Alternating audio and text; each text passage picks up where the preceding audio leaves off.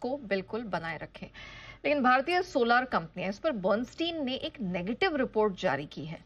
क्या है ये रिपोर्ट, क्यों ये नेगेटिव है और कौन कौन से स्टॉक्स को इन्होंने हाईलाइट किया, ये समझ लेते हैं प्रियंका से। प्रियंका बताइए। बिल्कुल नेहा, देखिए पहले एक सिनेरियो ये समझना पड़ेगा कि एक्चुअली 2 दिन पहले ही आप देखें ना, गोल्डमैन सैक्स की पॉजिटिव रिपोर्ट थी वारी एनर्जीज पे, सोलर और सोलर पीवी मॉड्यूल बनाने वाली कंपनियों पर बर्नस्टीन को इस वक्त क्यों नेगेटिव व्यू दिख रहा है? चाहे वो वारी एनर्जीज हो, चाहे वो प्रीमियर एनर्जीज हो। उसका 2 सिनेरियो, पहला तो कि ओवर सप्लाई होने के चलते, यानी अगर आप इंडिया की डिमांड की बात करें, FY26 तक जो एजम्पशन है वो 40 गीगावाट की डिमांड है, और कितनी जो मैन्युफैक्चरिंग कंपनी है वो ओवर सप्लाई कर रही है। 70 गीगावाट तक की से ज्यादा की मॉडल की मैन्युफैक्चरिंग की कैपेसिटी इन कंपनीज के पास है। तो ओवर सप्लाई, डिमांड कम, ये पहला रीजन, पहला ट्रिगर रहेगा कि प्राइसेस गिरेंगे।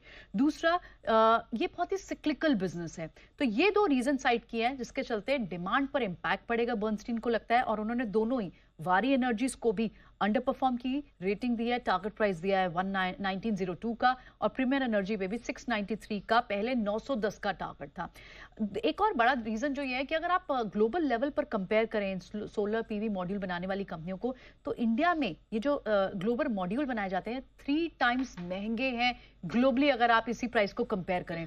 यानी यूएस में जो बनते हैं उसकी 13.5 सेंट की पर वॉट की कॉस्ट आती है, इंडिया में जबकि ये कॉस्ट आती है 25 सेंट पर वॉट की। तो एक्सपेंसिव पड़ जाते हैं इंडिया में बनने। उसके रीजन है इंपोर्ट रिस्ट्रिक्शंस हैं हम पर, इसके इन्हीं वजह से ये मॉड्यूल्स महंगे हो जाते हैं। लेकिन ये 2 मेजर रीजंस है कि ओवर सप्लाई होने की वजह से डिमांड कम होगी, डिमांड और सप्लाई को मैच नहीं कर पाएंगे, प्राइसेस इंपैक्ट हो सकता है आगे चलते हुए, और ये बहुत ही सिक्लिकल बिजनेस है। और इंडिया में ये मॉड्यूल्स 3 गुना महंगे हैं, जिसके चलते उन्हें लगता है कि आगे चलते इन स्टॉक्स पर इंपैक्ट पड़ सकता है। ओके, तो 2 बड़े स्टॉक स्पेस से वारी एनर्जी और प्रीमियर एनर्जीज, इन पर इन्होंने कवरेज की शुरुआत की, और शुरुआत करते ही टारगेट काफ़ी नीचे के दिए। 2300-2400 रुपये के आसपास वारी एनर्जीज चलता था, यहाँ पे टारगेट 1900 के 800-900 रुपये के आसपास प्रीमियर, उसमें भी नीचे के टारगेट देखते हैं। आज दोनों स्टॉक में थोड़ा दबाव सुबह सुबह तो देखने को मिला था, अभी क्या हालात है जरा एक बार नजर डाल लेते हैं, और साथ ही सनी अग्रवाल से भी राय ली जाए।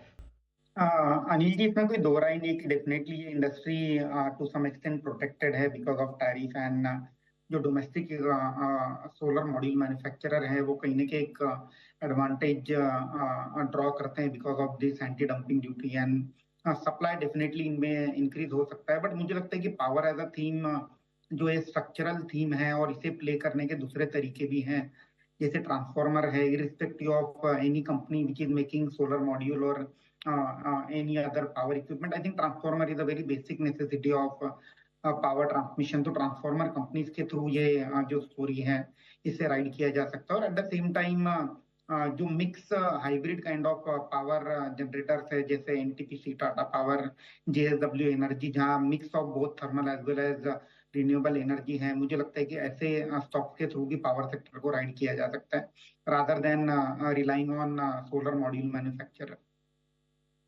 तो फिलहाल इस स्पेस के लिए ये राय बनती हुई, लेकिन एक